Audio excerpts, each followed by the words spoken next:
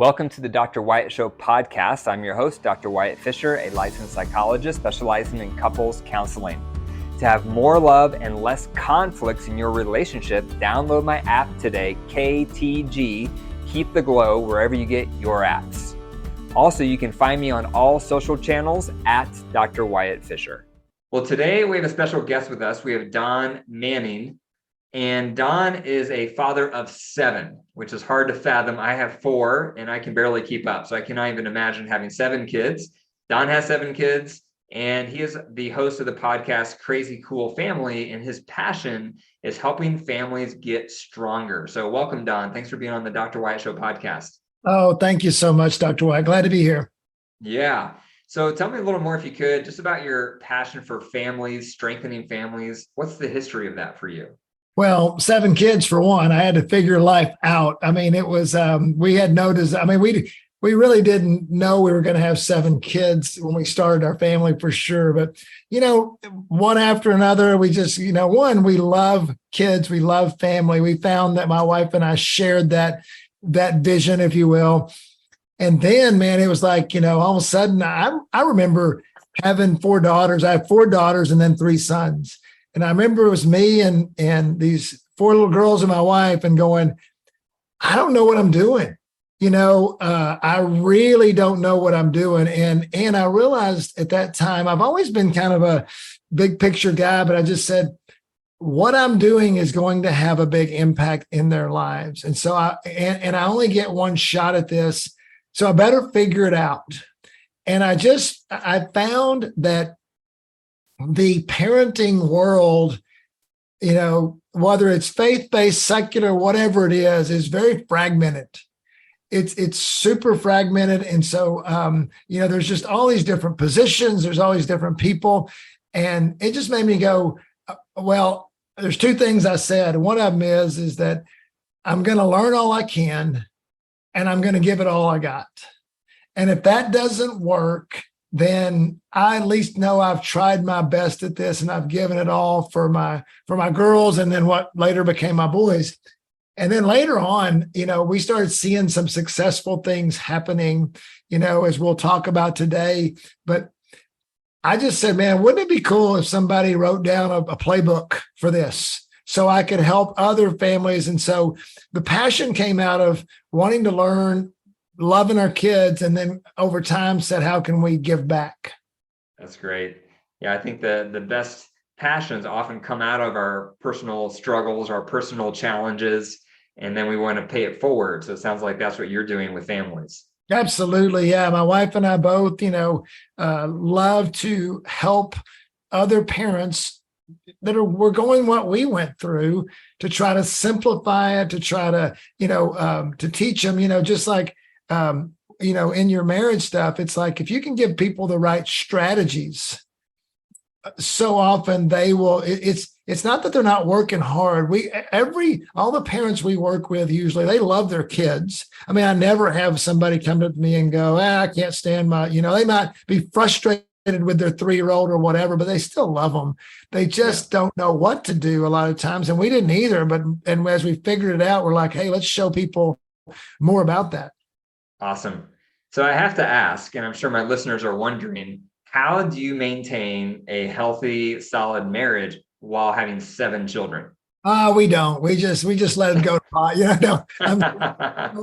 Well, I'll tell you 2 things. One of them is we found, I would say probably 5 to 8 years ago, that our marriage was not where we wanted it to be. So we definitely have had that struggle. I know, when you share your story, Dr. Wyatt, you went through some ups and downs. You've been through some ups and downs in your marriage. I think for us, we had found that with 7 kids, our marriage and our importance of our relationship was definitely on a back burner. So it didn't mean that we had figured out, how not to fight a lot. And, and we kind of had certain boundaries that we didn't go into because we knew those were going to be conflict areas and things. So we had a good relationship. And we got along and especially the, appearances outside would be like, oh, they're this great couple, and great family and all that. But man, we started digging in and we started seeing that there were some things, some areas that we had not delved into, but partly because we didn't want to hurt each other, but just partly because it was messy. And, we didn't like the messy part. So I would say that, now today we have dug into those things and our marriage is far better than it's ever been. And we're still a work in progress because, so I would say definitely the 7 kids and my wife and I, Suzanne and I, we're very different people. And so she, what we value is different. We have common values, but our personalities are very different. So we still have those struggles, but yet it's come a long way. Mm-hmm. Yeah. Yeah. So, I mean, that's impressive to hear that. And it makes sense because all couples struggle over time, keeping the marriage first.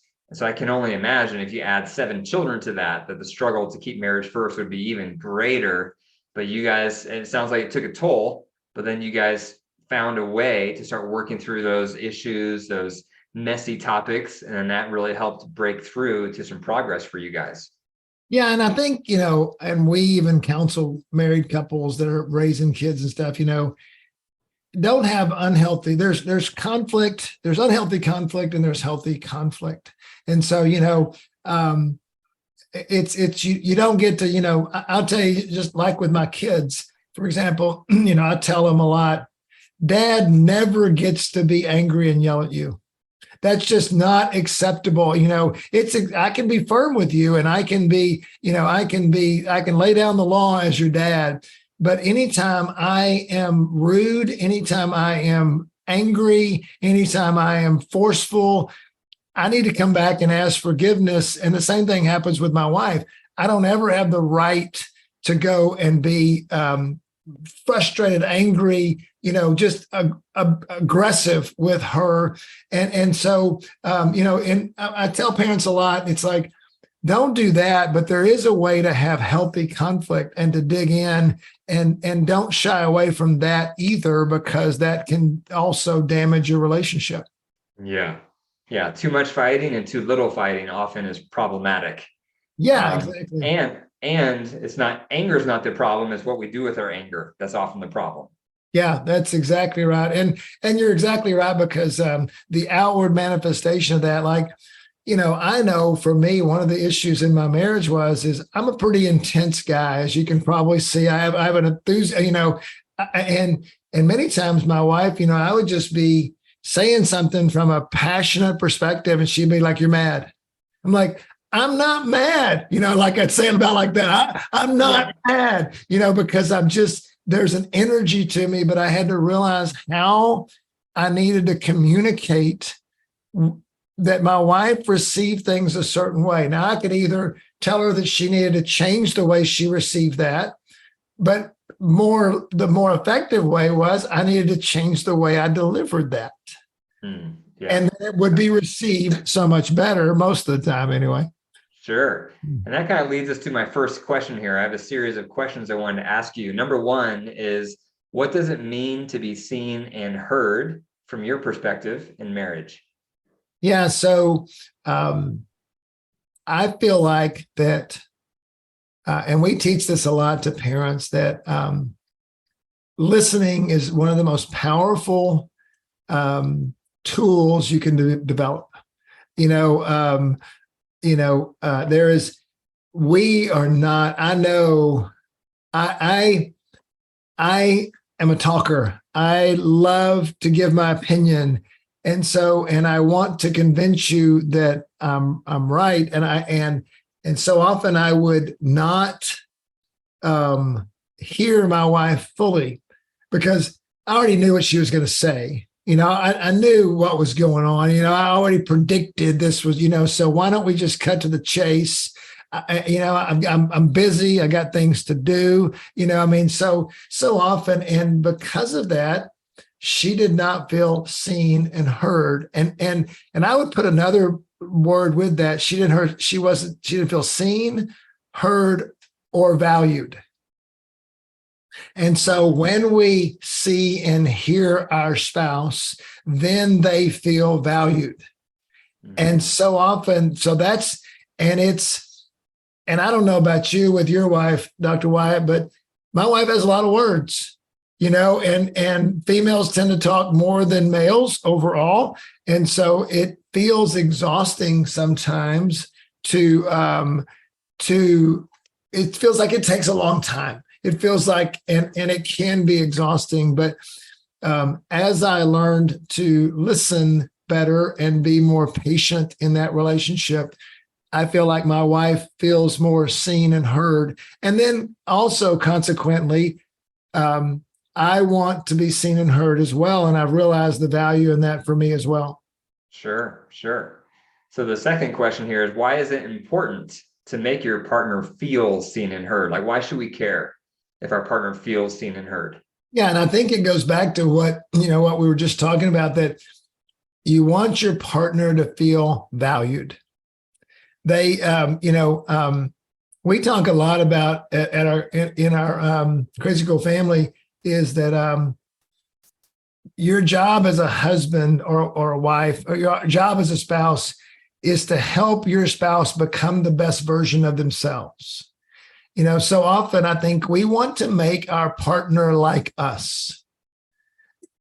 Suzanne, my wife, talks about, she spent the first 10 years of our marriage trying to turn me into a hairy woman, that she wanted me to feel like her, make decisions like her, do things like her. And I did the same thing. I wanted her to become more organized, more structured. I wanted her to see things a different way. If she would just see them my way, if you would just, honey, if you would just do it like this. I don't know how many times I told her that, if you would just, do it like this, then life would be so much easier for you. Well, that just spoke rejection to her. It spoke, she's not enough, and when we started to learn, I do my parenting and marriage in decades, first decade, it feels like we were trying to change each other into each other. And we started the second decade, I started to appreciate her more and try to help her become the best version of herself by asking questions, helping her to develop. And man, one, I saw her differently, but two, she felt more valued. Yeah. I've heard comedians make the joke and they say, if you ever hear a woman describe her ideal man, she's actually describing another woman. Yes, exactly. Yes. And I think that, she's learned with me how can she help create my best self? Sure.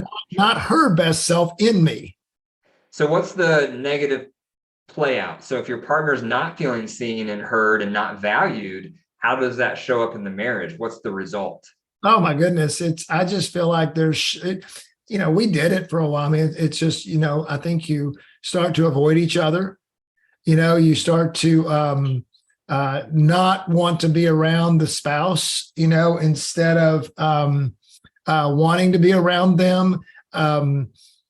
So often, I think there's resentments, and therefore the fights start because how you're talking to them brings up, they don't feel, it's got to come out somehow. It either comes out with either they avoid you or they fight with you, and so one way, shape, or form, it's going to come out.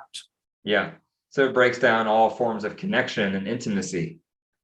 Yeah, I think so. And we try to make, sometimes I was talking to you before the deal, I talk about like a Rubik's Cube, and it feels like, my boys taught me how to do a Rubik's Cube a couple of years ago. And, just if you think about, like, sometimes the first level's done, we might do okay on the surface, and this, one color might be done, but if you really want to build that, and it really is a choice, you got to choose to build that, in this case, that Rubik's Cube all the way through. If you think about like a Rubik's Cube with it's all messed up, and we just keep doing things to try to fix it. But then when we really know how to do it, we can build depth of relationship.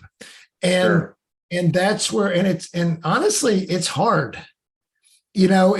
it's so much easier to just stay on the surface sometimes, but it causes so much conflict. It's easier, but it's not, because I find that working at relationships is really hard. But once you do it, though, it becomes easier.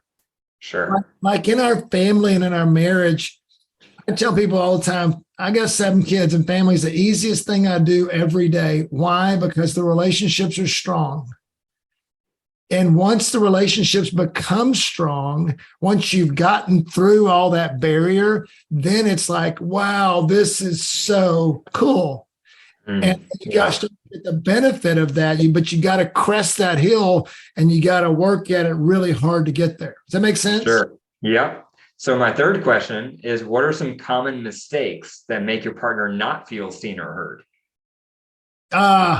I've made so many of them. I could just make a list of all the things that, one of them is interrupting.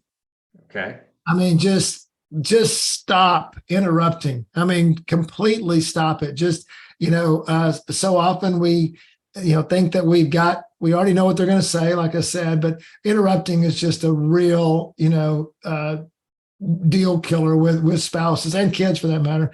I think another one is telling them what to do. So often we want to, with the best intentions, we want to tell our spouse how to solve a problem. Mm-hmm. Hey, what if you just, we talk a lot especially with parents to kids as well. What if you make it their idea instead of yours? Again, harder. What if you ask questions? What if you say, hey, what do you, so often my wife will come to me with a problem. And what I've learned to do is say, what do you think is the right answer to that? And she'll say, well, I think I probably need to do this and that. And then she'll come up, she already knows the answer, and I probably need to apologize, or I probably need to, take care of this or whatever. And then I'm like, wow, that's a great idea. Why don't you do that? And now it's become her, rather than me saying, gosh, all you got to do is go do this. Yeah. So those are a couple of things that are really, then I think the other one that's a common mistake is just life runs over us and we don't invest in the relationship. We don't do the date night. We don't do whatever it is. For one of the things my wife and I do a lot is we go to bed together. So often couples, well, they sleep, they go to bed at 9. I go to bed, I go to bed later than I mean to, because I want to go to bed with my wife almost every night. Mm-hmm. That's something I've done for 20 years, and it has been a big blessing. Yeah, I've read research on that also, where couples who go to bed together at the same time report stronger marriages compared to couples who go to bed at different times. I absolutely believe that now, and now, she goes to bed later than I would choose to, but it's funny now, it's started to roll back to where, she goes to bed earlier, over time. And I think that the common mistake that the last thing I'll say to that I think is important is that marriage and parenting is a long-term game. And you've got to think about it as a long-term game. So often, I remember years ago, somebody came to me and they said, I want to change my marriage. I'm ready to get out.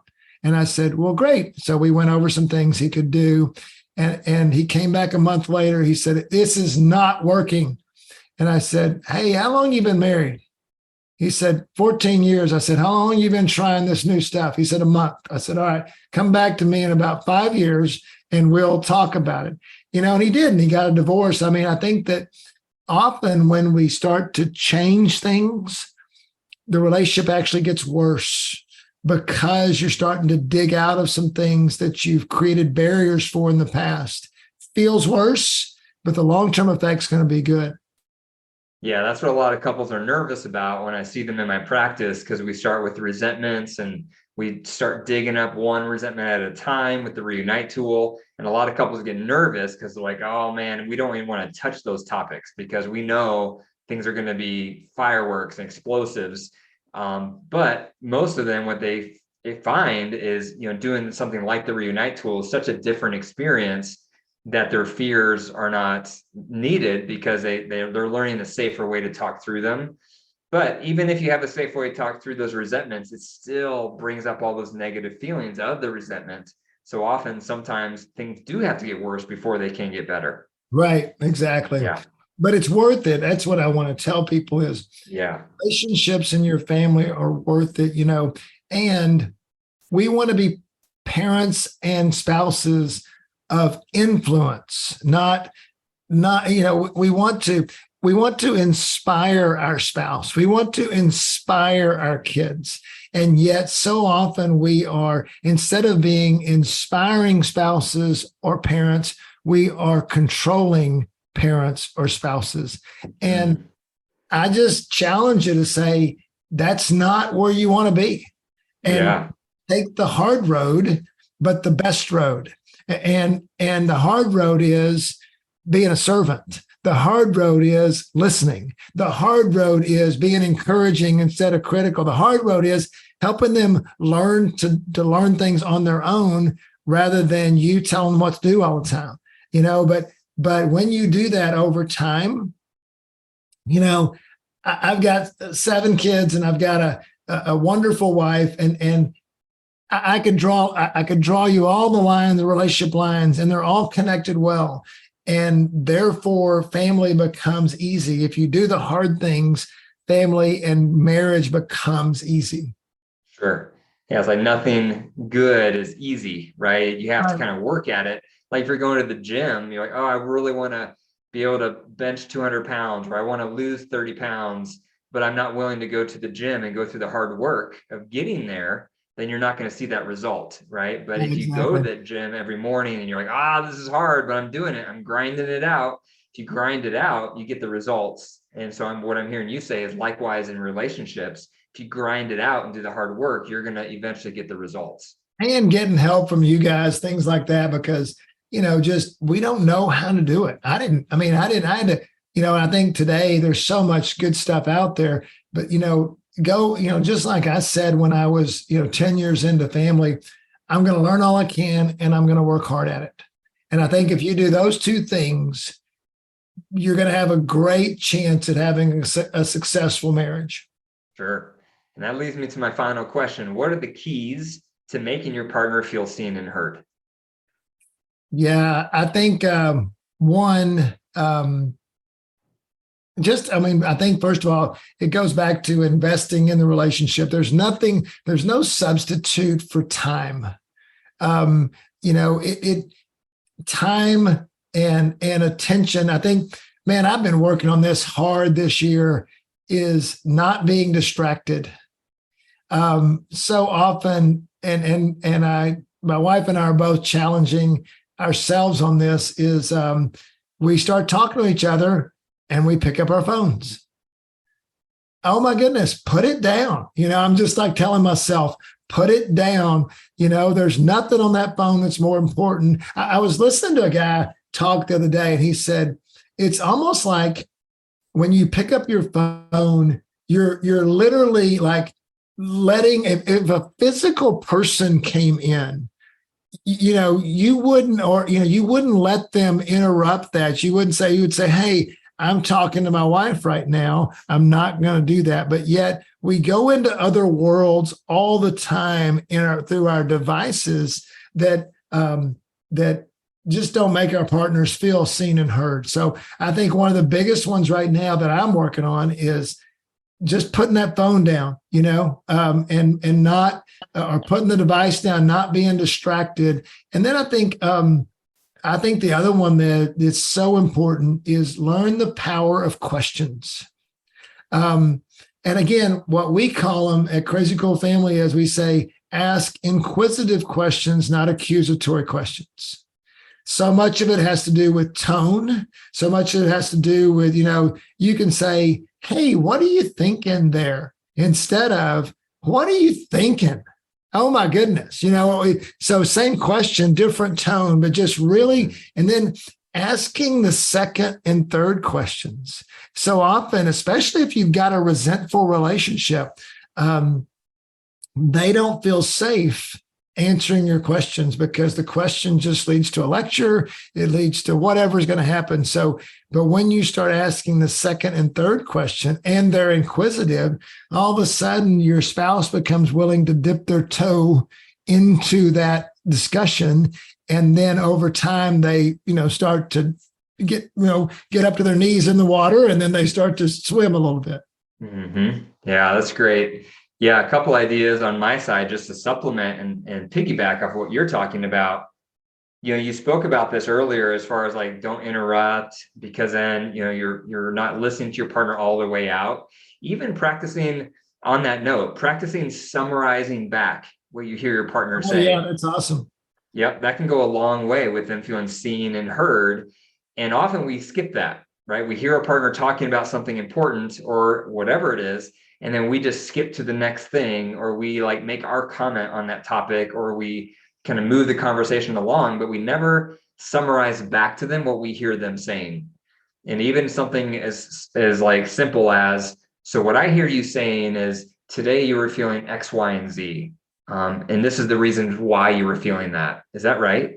Yeah. So just summarizing back, because then at the minimum, your partner is going to think, well, at least they heard me. Yeah. Right? At least they heard. A phrase I use in that sometimes is, here's the way I understand this. Mm-hmm. Or here's what I'm seeing. Am I understanding this right? That this is the way you feel about it, or this is the way you understand it. I think that's awesome to repeat back. I think then what I would say is that it's like a muscle that you're developing. You mentioned the working out thing. Learning how to have your spouse feel seen and heard I remember when I first started trying it, I was terrible at it. I mean, and I would fumble all over myself, and my wife would my wife's a really good listener, but she would look at me like, wow, you really need to learn how to hit the baseball here. Your swing is just, she didn't say this, but I could just see it in her face. And, and just realize that it takes time to develop the skill, but anybody can learn how to listen. So much of it's just being patient and having a certain pace, letting the certain conversation go at a certain pace, and just slowing down, eliminating the distractions and focusing, and asking those questions, and you'll make a difference. Yeah. It's amazing how many couples, when I see them in my practice, I have the one partner share their complaint or what they're frustrated about. And then the other partner, first thing they have to do is summarize. And I would say 9 times out of 10, they do not summarize it correctly. They miss something, or they put a different spin on it, or they misinterpret what they heard. And so then the other partner has to say it again. So then they have a chance to re-summarize it. And sometimes we have to go through the summarizing 3 to 5 times before they actually hear it correctly. And so that is a skill. I think you're absolutely right. That's a big skill. It's going through that filter of the other person. That's something that was really, it's amazing to me sometimes to this day. I mean, my wife and I have been married over 30 years, and I will say something to her, or she'll say something to me. I'm talking about it from my perspective. I'll say something to her, and she'll come back to me with something. And I'll be like, how in the world did you take what I just said and come back to me with that? And I've realized over time, I'm not condemning her at all. We just have different filters. Yeah. And so she is hearing it through a certain filter. And some of that's a good filter. Some of that is her own issues that she's dealing with life. But and once I understood that better, I was like, I didn't resent her for that. Maybe I don't resent. I still am not perfect at it, but I mean, I didn't resent her for it. But I was just like, I've got to work harder at the communication piece of this. And it's okay to say, I call her out on it sometimes. And now that I'll say, hey, you know what? I know what you just said, but you didn't hear me correctly. You're not interpreting can I try again to restate that in a way that goes through. Do you really get the meaning I want to get to you? Yeah. And that's helpful to, and then she feels better about that because, she's got to process it through, but she's like, oh, okay, let's try again. And then to recommunicate. Sure. One last tip that I've learned in my own marriage and working with couples as far as helping your partner feel seen and heard is being open to their influence on how we're going to make decisions or how we're going to, whatever they're feeling and thinking. Like, it's so easy to hear your partner's feedback and be like, thanks, but no thanks. Or no, that's okay, I got it covered. Or I really don't want to budge off, my position here on this topic. Because I think that's also a major area that will then make your partner feel unseen and unheard because their values or their concern or their take, their position on that topic is getting overlooked. And then they feel like I can't influence my partner. No matter what I say or do, they do what they want. Right. And that's another massive thing. I think that's not talked about enough for a lot of couples or in marriage circles. It's just how important it is to be malleable and to allow your partner to influence you on some level so they feel like their input makes a difference. Yeah. And if you're one of those spouses that is having trouble being listened to, because sometimes I tell them to evaluate if you want to feel seen and heard, are you going after every little thing that your spouse is doing? Kind of picking your spouse or even asking the question, hey, I'd like to speak into that. I think I can help you. Is this a good time? Are you willing to receive this? And really even, how you make because your partner sometimes I think feels like, oh, I can't ever do anything right. Or everything I do, she's critical of, or he's critical of, or whatever. Mm-hmm. And so establishing that, asking permission, so much of it is, one of the things we talk about is how do you honor your spouse? So often I think so much of not being seen and heard is because we don't feel honored. And so, listening honors your spouse. Asking permission to give advice honors your spouse. Taking time without looking at your phone honors your spouse. So it's so often if you will figure out how to honor your spouse, and even if they don't seem worthy of honor at times, realize that, you can control that. I think when a spouse feels honored, that really is a way to make them feel seen and heard. Sure. Well, thanks, Don, for all your tips, all your advice, your insights. If the listeners want to learn more about you, what's the best place for them to find you?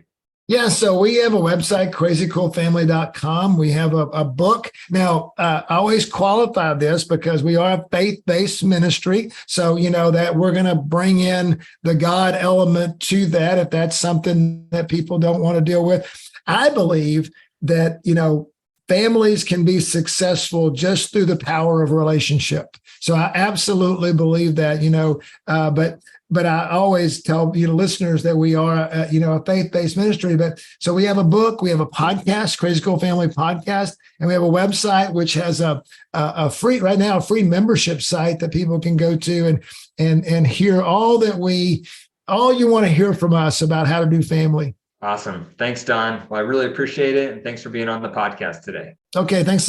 Thank you. Thank you for listening to the Dr. Wyatt Show podcast. If you enjoyed the episode today, be sure to share it with one other person to pay it forward. For access to my best resources and live Q&A with me every week, join my marriage boot camp. The link is in the description. Also, send me an email with your questions that you want me to address on the podcast. You can email me to info@drwyattfisher.com. And remember, your marriage is alive. If you care for it and nurture it, it will grow. But if you deprive it and neglect it, it will wilt and die. The choice is up to you. Take care.